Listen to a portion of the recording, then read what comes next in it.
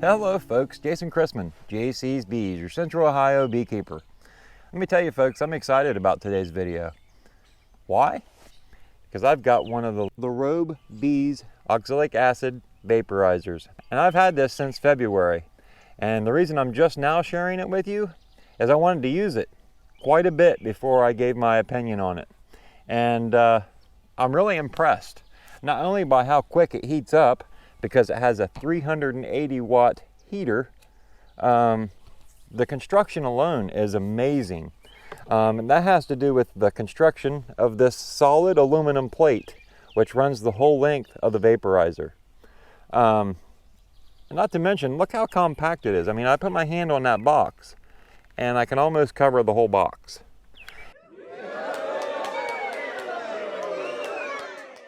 And another special thing that Rob's done with his vaporizer is he's added a power switch, which is a very, very handy thing. So what I'm going to do today is I want to give you a quick demonstration and explain a little bit more about this. So let's go. Before I get into my demonstration and show you how this works, it comes with 5 of these rubber caps for the acid to go in. These caps go right on the top of the vaporizer. You put your acid on the inside. And one really neat thing about these caps is if you bought the Jono Vap and you're looking for caps, these are the exact same ones. So you can go to Lorob.com and you can order these, and I believe they're $20 a pack. Actually, he's having a sale right now. They're $18, but normally they're $20. So you get, for $20, you get 5 new caps. So if you have a Jono Vap and you're looking for some more caps, right there you go, LorobBees.com, and you can get you some more. So what I like about having 5 caps with the vaporizer is you're able to put the appropriate dose in each cap, and then you can go down through your line of colonies and put 1 on each colony so that you're ready to treat when you go down the line. Because with this vaporizer, you're going to do a lot of vaporizing, and it's not going to take very long to do it. From my calculations, it takes about 45 seconds per colony after the device heats up. Once you put your acid in your cap and you turn your vaporizer the correct way up and the acid falls down in the cook pot, the temperature will drop, but it will quickly rise back up to where it needs to be, and vapors will begin to flow out the front of the colony. For this demonstration, I am not going to block off the entrance of the colony because I want you to see the vapors that are coming out. Ordinarily, you would block the bees in with some rags of some sort, plugging all the entrances. That way they all get a good dose of vapors. Now, another thing I want to point out before we go into this, I recommend everybody should wear a respirator while treating with oxalic acid. Oxalic acid, even though it's safe for bees, it can harm humans. So to keep the oxalic acid out of your lungs, wear a respirator, folks. I also suggest, at the very least, some sunglasses, maybe even some safety goggles, just in case it would splatter. You don't want oxalic acid in your eyes. Obviously, that isn't a good thing. And what can happen if you don't keep this tube clean and you put the cap on and you flip this upside down, the pressure can build up and blow the cap off. So you want to make sure that this tube stays good and clean when you're doing your treatments. To power your vaporizer, you're going to need 110 volts. And you've got a couple different options depending on how close your bee yard is to electricity. If you're really lucky and you're not too far away from electricity, you can use just a heavy-duty extension cord. It will need to be heavy-duty or it will not work. Another option would be a power inverter. And you have a couple options with the power inverter. You can get a dedicated car battery to lug around to your bee yard from hive to hive to power your vaporizer, or you can hook the power inverter up to the battery in your car and just move your car from hive to hive to treat.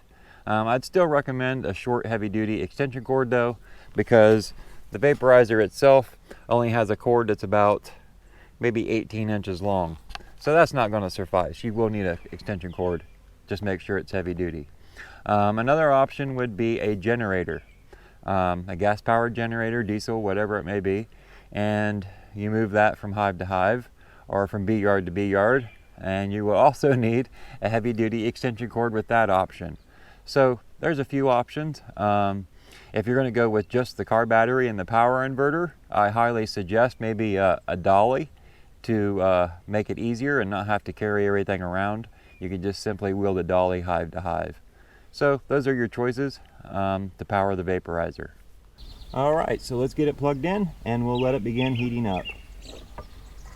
And I'm not sure if you can see it because of the sun, but it is heating up.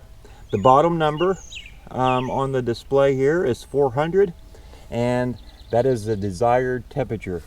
Your top number shows the current temperature of the cook pot. So once the top number matches the bottom, the heating element will kick off. And you will see a little red light down here beside the word out, and what that signifies is that the heating element is on. When that little round light goes off, the heating element has kicked off, and it'll kick off once it reaches 400 degrees.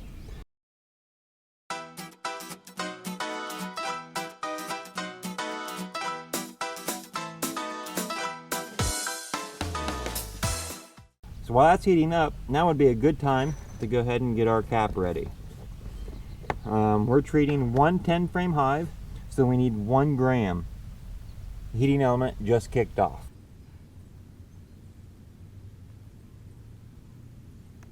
We got 1 gram of acid in our cap. We can now put the lid back on our acid so we're not making a mess. Grab the wrong lid here. This lid's from my old container, and it has the approximate dosage for each size colony, and I'll share a picture of that right here. Okay, so now that we've reached temperature, I'm ready to treat. But before I do that, I want to explain that all of my colonies are set up for treatment from the back of the box. And I do this via a hole that I have drilled, and I plug with a golf tee that I cut in half. Now, these golf tees, they do a couple things. They plug the hole so that you're able to get in there with your vaporizer and treat, and they keep the bees from plugging that hole off with propolis or bee glue, which we all know anything that they don't like, they will plug with bee glue. And what will happen if you don't have a golf tee in there is you'll go to vaporize, you'll stick this in, and now you've plugged the tubing with bee glue, and when you stick the cap on, the vapors are going to build up and the cap's going to blow off, and God forbid it could get on you, and you don't want that. So make sure this hole stays clean via a golf tee, or maybe get you a little reamer and stick in there and clean the hole first. However you want to go about that. But now we are ready to treat. So now I need to throw on my mask,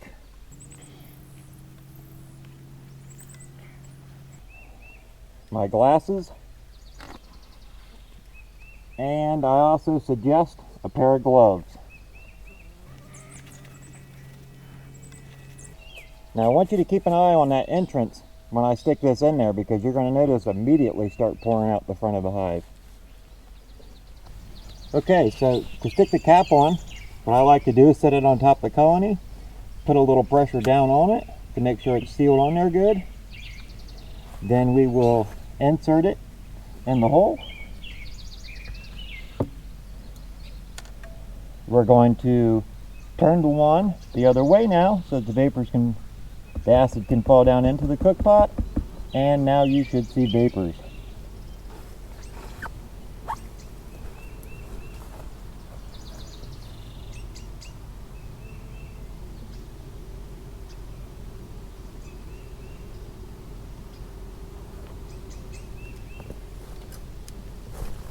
Now this is the stage. It'll take about 45 seconds to cook all that acid off, and then we'll go to the next colony. It's just that simple, folks.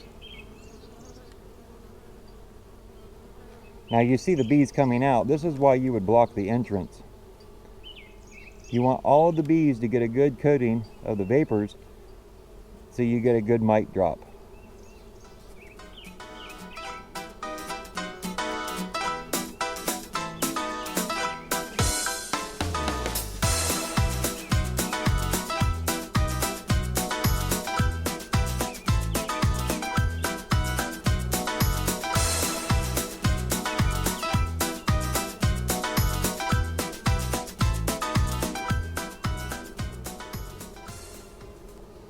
Okay, so that appears to be it.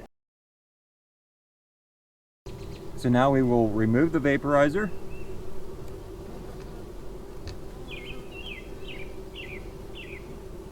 Stick in our golf tee and remove the cap. All acid is gone. Just like so. And that's how quick it is, folks. It really is just that quick. Now I've learned a really good way to clean your vaporizer tube after you're done is to put a little bit of water in here and then put the cap back on. So let me give you a demonstration of what that would look like. Okay, so I have a little water. I filled up my cap and I'm going to act like it's acid. I'm going to put it on upside down like so. Now when I flip this around, that water is going to hit the cook pot and it's going to turn the water into vapor and flush out the tube.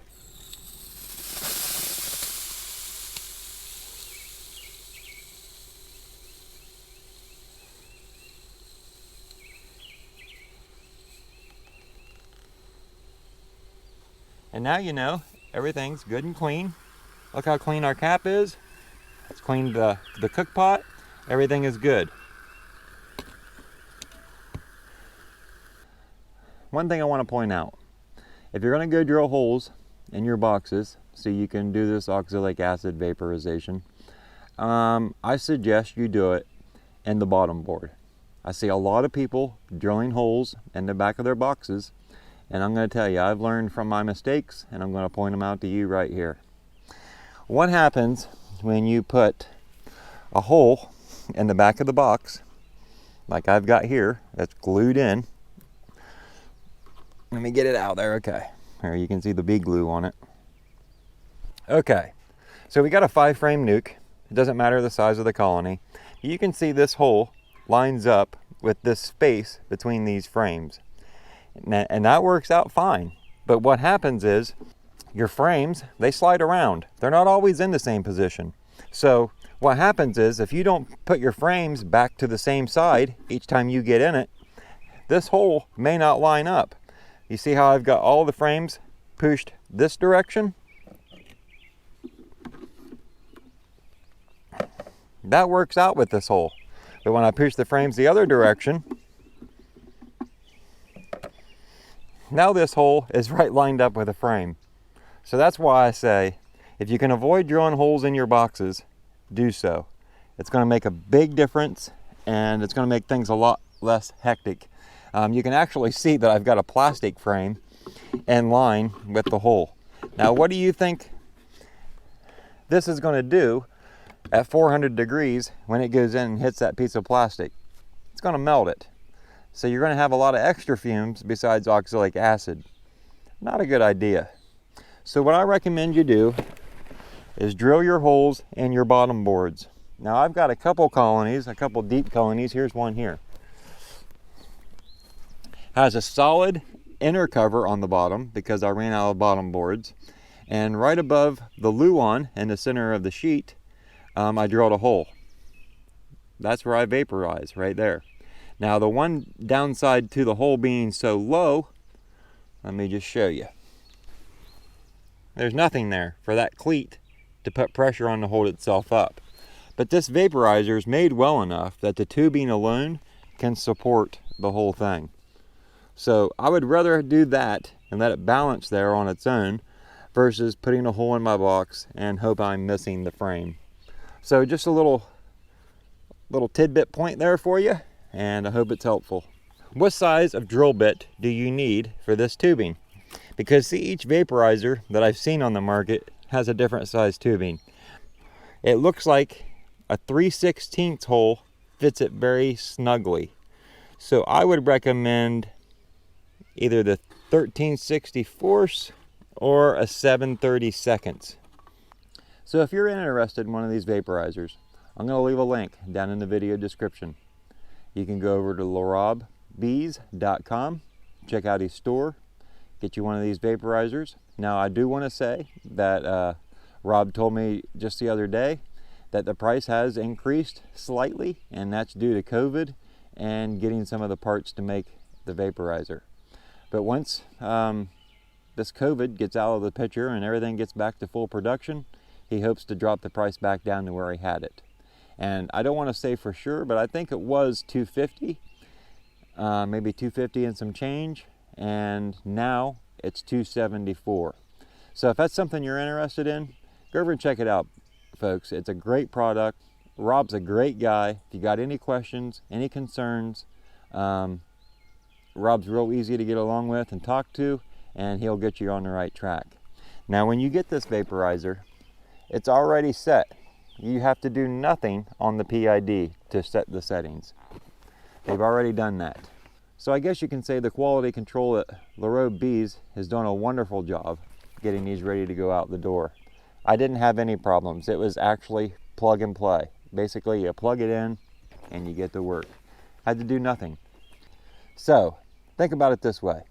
You buy one of these vaporizers and you can treat mites and you can kill mites. And for just pennies on the dollar after you have the vaporizer, because of oxalic acid, that's relatively cheap. I bought this bottle, I would guess 4 or 5 years ago, and in that period of time I've used that much. You got to think, folks, you're only using a gram at a time.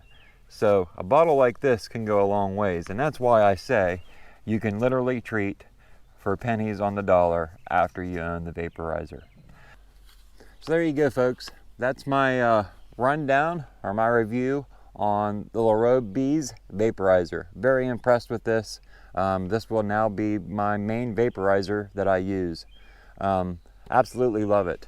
I'm going to probably go to the dollar store, which, you know, isn't hard to find anymore, and I'm going to buy me a little plastic tote with a lid, and I'm going to drop this down in there, and I'm going to throw my lids in there and my acid, and have me a little case to carry it around in. Really, really like it. One thing I didn't mention, and I'm going to go ahead and mention now, the copper, or the cook pot itself, is 2 layers of copper. If you look down in there, you can see a single layer here, and then after it drops down in about a 1/4 inch, there is a second layer of copper. The stem on the cook pot is also copper, and he's used some insulation here to keep heat from transferring to this aluminum plate, and that's done wonders for this thing. The only thing that I really don't care for is this little stud that sticks out the bottom. I'd like to see Rob come up with a little foot maybe that can screw on there to help it set a little flatter. It wants to rock back and forth when you set it on top of a hive or on a table. Something like that would be handy. And then I also question, not that it's a flaw, but I wonder if this little kick back here, the rest, I guess you would call it, if it was a little taller, how beneficial would that be? I really wonder.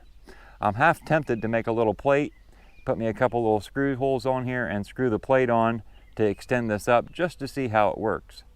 But the apparatus, or the vaporizer, is amazing, folks, as it is.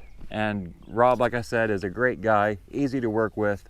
So if you have any questions about this vaporizer, or you'd like to check one out for yourself, or maybe even see Rob's store, go to lorobbees.com and check it out, folks. I can't say enough about this vaporizer. You need to check it out for yourself. But thanks for watching JC's Bees. If you have yet to subscribe, please take a minute and do so, and make sure you click on that little bell so you can stay notified as I release new videos. I've got some great content coming this year, and I'm really anxious to share it with you. If you enjoyed this video, throw me a big thumbs up. That'll help boost it in the YouTube search ranks and make it easier for other beekeepers to find. Thanks for watching, folks, and we'll see you next week.